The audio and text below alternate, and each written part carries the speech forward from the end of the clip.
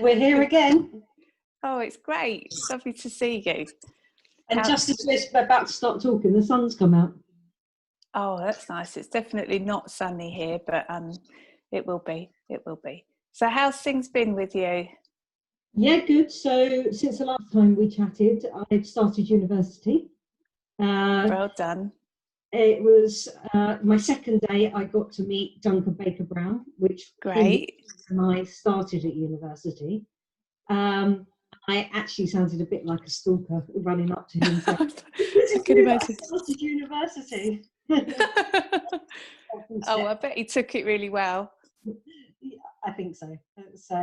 And then I've loved every single minute of it. I get to glue, stick, draw, and just be creative, which I can bring to my everyday work environment. Oh, Angela. So it sounds quite low tech for, these days.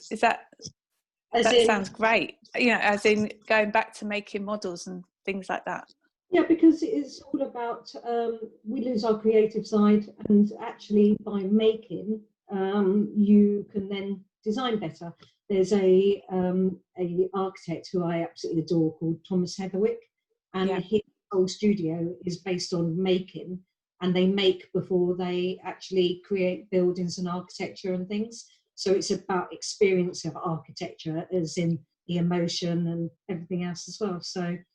I always hoped it would come round. I feel really lucky that when I went to Trent Polytechnic, which is now Nottingham Trent University, and we were drawing on drawing boards still, but the CAD was definitely there. They just didn't have enough computers for us all to use. But I'm really glad to have had it on both sides and making models, and in the late 80s. Yeah, so, I loved making the model. So I've made model. I've made done lots of drawings. We've made a film. So lots of things. The only challenge so far has been my age, but then that's been on me, not any of my cohort or peers or anything. So. Is that your head telling you all these things? And nervous going back at such a older age, back to university. So yeah. Are you the eldest there then? Oh, by far. Oh well, I'm sure no one else cares, so don't you start caring about that. Enjoy it. You sound like you're absolutely loving it. I'm so happy for you. It's a big deal when you've got your own company and you've got a family. I'm really impressed. Thank you. What's been happening with you? So I've been very lucky with my projects, and I've actually been not needing to go and see too many clients anyway.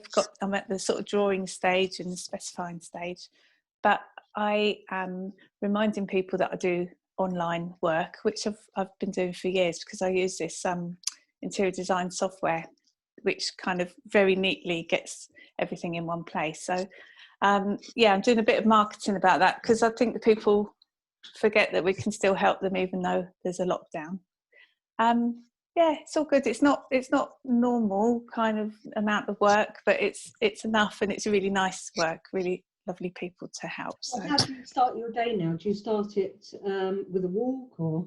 Yeah, I'm trying to, but I'm not into going out when it's raining. That's the trouble when you haven't got a dog. It's kind of, you don't have to. No, but exactly. I do need to keep that up, because I know it does me so much good. And I was doing beach cleans all summer, just unofficial ones on my own, just an excuse to go right down to the water's edge. And I'm going to get back into doing those again as well. I just had a little break, but I did 21 during the summer. In the water. You do? You should. It's great. Yeah. I've been in the water twice this year. I'm not into this getting the cold past your middle part, but it's meant to be really good for you, isn't it? Yeah, I've my friend who's got Leisure Car Fitness. I go in there about 5-6 in the morning for a sea swim with her. So how lovely! Great fun. Yeah, there's a lot of people doing that. A lot of paddle boarders. It's people discovering the sea in lockdown, haven't they? Yeah, sea, countryside, everything. So, any news? Not particularly, no. But it was so nice that we had such a good reception on all what we spoke about last time, comparing notes. We had a lot of views and a lot of comments, so it was so nice. Hence us doing this again. So should we tell people? So we're back again. We're going to try and get together fortnightly, because our response, people kind of wanted to know more about different topics and liked our different specialities, as it were. So we've decided this week to chat about living with less. So it's Jane Lee, wasn't it, in particular, who was really keen for us to sort of do this more, and she gave us some suggestions, and this was one of them. So thank you, Jane. Yeah. So we're opening up to more suggestions as well. Yeah, absolutely. If anyone wants us to talk about other things that related to interiors, brilliant. It would be lovely to. It'd be a great pleasure, and we'll keep them on the YouTube channel and share them online. So living with less. Yes. Well, I've recently been getting into audiobooks again, and one that I listened to was The Minimalist Way. My computer away from the sun a bit. Sorry. Oh yeah. I don't know if you've heard about The Minimalist Way, but it's a really nice book. And I kind of thought, it's going to be interiors related, and it is to a certain extent, but it's talking about clutter and the well-being feeling of not having too much clutter in your life. And it did make me think, we are all, obviously we're so different, but there is this fine balance for me, for sure, between comfort and minimalist living. I don't want to have so much stuff that I'm worried about it, or it's a nuisance. And it was a really good listen. I'd recommend it. Yeah, absolutely. I always get worried about the words living with less and minimalism, simply because it just sounds like austerity, doesn't it? It sounds like we're giving up something rather than it being such a wonderful thing, Yeah. And so the word living with less actually means, oh God, have I got to go on a diet? Have I got to clean up my house? Things like that. Where actually, by doing those things, increases your health and well-being. And from your point and mine as well, is the sustainability side of it. Is there any recommendations, when you go in, and how do you start to talk about people living with less and things in your job? Well, I mean, the whole thing for me is just really buying things that you love, and hanging on to the things that you love and the things that make you feel good. I was just thinking about this morning, eating my breakfast out of a bowl that we bought on holiday. Where were we? Helsinki, with lovely memories of being somewhere, meeting up with friends from Australia, and I've got that nice reminder of something every time I have a bowl of cereal. It's kind of having these things around you that are kind of enriching and reminders of happy times, and that kind of energy that you get from things. Absolutely. So kind of it tells our story and our core values and things like that, and you get lost with things, don't you? So the things that are most important to you don't actually see and experience, whereas if you live with less, you get to use these lovely items and things in your life.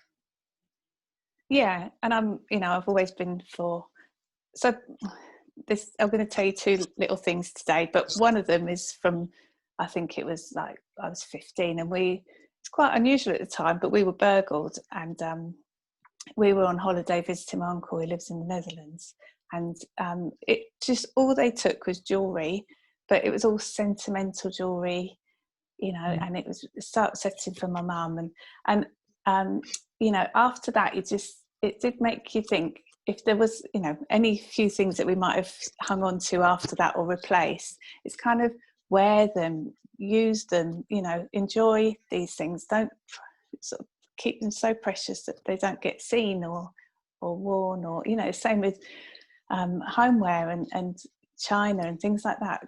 Use it, enjoy it. So that was a kind of quite an early lesson about stuff for me.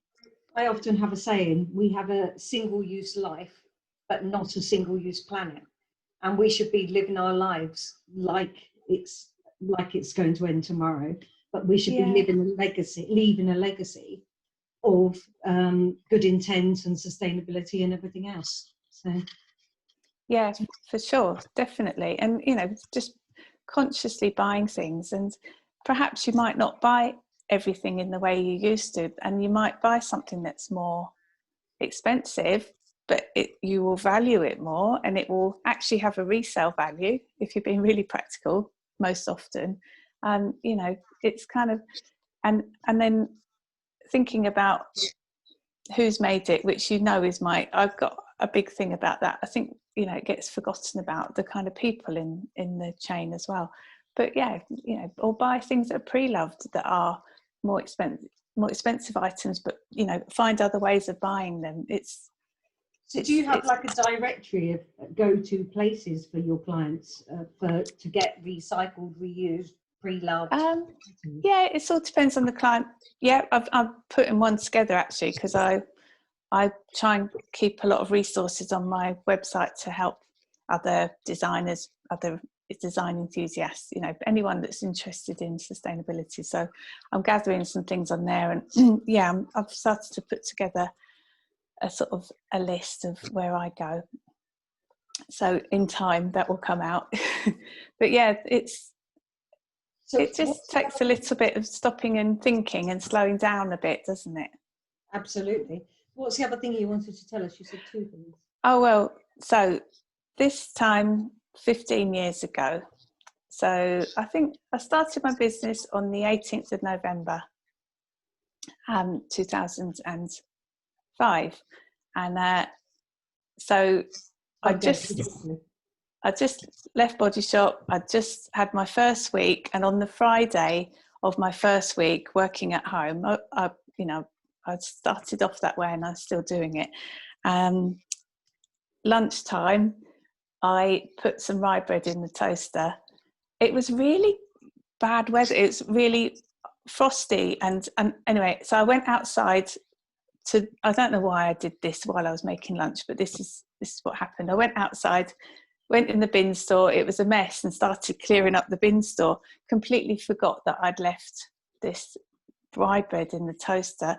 I don't know what happened, but somehow it just kept toasting. So, you know, 10, 15 minutes later, coming back into the flat, full of smoke, couldn't get in. Obviously, my phone was in the flat. So basically, knocking on neighbours, finding a neighbour's home, call the fire brigade.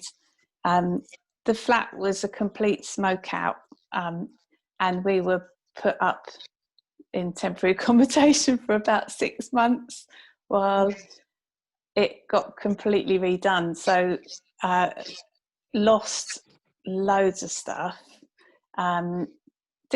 I've kept photos because they kind of are damaged, but you can still make them out. But, you know, books, clothes, furniture, everything had to get replaced. And it was a huge lesson in stuff for me. And actually, you know, at the time, all I was worried about were my neighbours. You know, it really taught me that, you know, stuff isn't, we give it too much importance, I think. And it was a very nerve-wracking lesson in checking that you had enough insurance. Yeah. And luckily we did. But yeah, it's so this flat has been completely, everything's replaced. It's kind of, there's some things there, you know, because it was done as an insurance job. There's so many things I'd love to go back and redo, but it's kind of like, because of how I am, I kind of like, well, it's not broken. I can't replace it, which it's quite a little battle I'm having inside about this. But that's by the by. That's an interior designer thing. But what your experience of what happened to you through to your work as well and your clients? I think it's had an effect. Yeah, I mean, I definitely want to encourage my clients to bring out all those lovely things and remind them of all those happy times. You know, that's what I see the value in things, you know, that's kind of, that emotional feeling, how Yeah, they a make you deeper feel. connection with things. So, Yeah, so basically fewer things with a deep connection, and then we can kind of look at a Buddhist type of way, which is gratitude and mindfulness and our intention of what we want to get from our lives. It leaves space for what we want in our lives, you know. absolutely. Again, like you, I used to be a real big consumer without any thought for things or what I was buying, and I had so much stuff. Um, I read the book, the Marie Kondo one, Oh, did you? and I got rid of bin liners full of stuff, charity, recycled, gave it away, and literally got my summer, winter wardrobe, garage clothes, everything else, down to one wardrobe of things I need. Now, I think she's she goes a bit too far. She thanks her purse for the service it's given her. I didn't quite go into that depth. But, you know, I have in my kitchen cupboards, I've now moved it down to 4 cups. I've made it down to 4 plates, a knife. You know, why do we need a knife for cutting fish and butchering animals and things like that? When really, you know, it's just an actual thing. It's going to sit in your cupboard, and you can't see the lovely items that you do have. Yeah. My sister, last night, she said she's buying a thing that dries up food. What's it called? Oh yeah, the hydrator thing. Why? That you, You know, it's just like when you ever, you know, it's just, that's going to be another gadget that's used for 2 minutes. You know, I had a pasta making machine. I loved it for 3 weekends, and yeah. just, No, it's things that only have one use. They drive me mad. You know, yeah. So I'm not your typical interior designer. My home isn't an experimental place for me. My home is definitely my sanctuary, and I want to come home and not look at work. And my husband's a decorator, so he doesn't want to come home and look at a project either. So we're both, it's compact, it's very easy to clean, it's very easy to maintain. I actually measured it recently. It's 37 square meters, which is quite small. But you know, you have to be, you know, it's a bit one thing in, one thing out. You know, you have to be quite disciplined about stuff, and it's good for. I like it. I like it. It makes me feel good to not be sort of weighed down with a lot of possessions, but it doesn't suit everyone. That's a good But how word. did you feel after your process? Because that sounds quite extreme, to go down to so few bits of kind of crockery and cutlery. I think that's all down to my mental state. So if you've read one of my blogs, it was talked about when I discovered biophilic design, because I went to Malaysia and walked through a rainforest and basically had an epiphany in my life. My life was just great life, you know, probably drank too much, partied too much, had too much, and then kind of did a circle and looked at what was important in my life. And now I've got so much more time to go to university, to work, to do the things I love, because I've decluttered everything. But, you know, I've decluttered people in my life. I've decluttered my life, my physical life. And I try and tell people, don't buy a rug, let's wait to clients. Let's wait until you can actually get the one that you want and afford it. Yeah. Let's not rush into that, because there's no quick fix, because you'll still have that dodgy thing for another 10 years. Whereas if you'd have waited, you'd have then absolutely waited for the time it comes into your life and really appreciate it. So I think that's how it's changed my life. Now I'm conscious of time. Shall we do, how do you want to finish this? A quick fire questions? Oh, yeah. So how do you want to do this? Things to you or tips for your clients? Well, I could give some tips. So I really, really want to encourage people to buy things that they love. It's you know, if you don't love it, don't get it, wait. You don't have to do anything at the same time. Like you just said, you can come back and revisit things, you know, just gather things along the way rather than go out and buy and install, you know, to kind of remind yourself of all those happy times. Definitely review what's already there. You know, this whole thing about starting again, stripping out, just really, I find that really upsetting and wasteful for, you know, I want clients to spend their money wisely, and I want to help them do that. I mean, all of this, you know, we are sort of trying to discourage lots of buying, but we are trying to encourage buying of the right things. And yeah, just the third thing is just to really just slow down. Yeah, the whole hammering that home a little bit more again, just, you know, really stop and evaluate. So those are sort of my things I feel I really want to convey. How about you? So I think mine would be stop getting possessions, because each possession you have just adds more and more anxiety into your life. So like you've just said, and reiterating it, it's just buy what you need, what you want. You don't have to go without. It doesn't need to be all boring and no, back to living in a cave. We're not, you know, what living with less is about. In fact, that's a really bad title, isn't it? Because it's not living with less, it's actually living with more of what you want. Yeah, it's living with fewer possessions, but actually happier and lighter, and you know, more space for other things like you were describing. Yeah, I think buying less, again, reducing consumption for the planet and the natural resources. And maybe the final one would be reflect on why you're buying, or what you're going to do. Do you want to live with less because you want to save money? Do you want to be, you know, I don't know, lots of more purposeful life? And interior-wise and building-wise, I think we should be designing more durable buildings, because us homes are going to take a lot more wear and tear with our work in there, living there, being there, socialising there, all happening in our homes, and hopefully out in nature a lot more.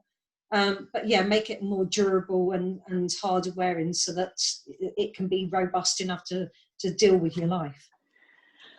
I think that's actually what I've done at home. So, you know, everything is so durable and robust here that it's kind of like there's nothing left to do to update it. So I think I take out all my creative urges on my clients instead. But yeah, absolutely. It's right. save those energies for other parts of your life, and it's a good thing. Oh, it's been great talking to you about it. We are looking for recommendations of what else to talk about. So thank you. Yeah. And people can, you know, just DM us or add comments underneath. But yeah, we'd be really interested to hear what other people want to hear about. We've got a little list going as well, so that would be great. Every 2 weeks we're going to be talking, and what people don't know is Chloe and I have actually never met each other in person. And we actually don't talk offline really, other than setting up these calls. So that's quite nice, because we're actually just discovering these things about each other as we go. It's really nice. Yeah, okay. Right, thanks, Chloe. And thanks, Angela. I shall catch up with you in 2 weeks' time. Great.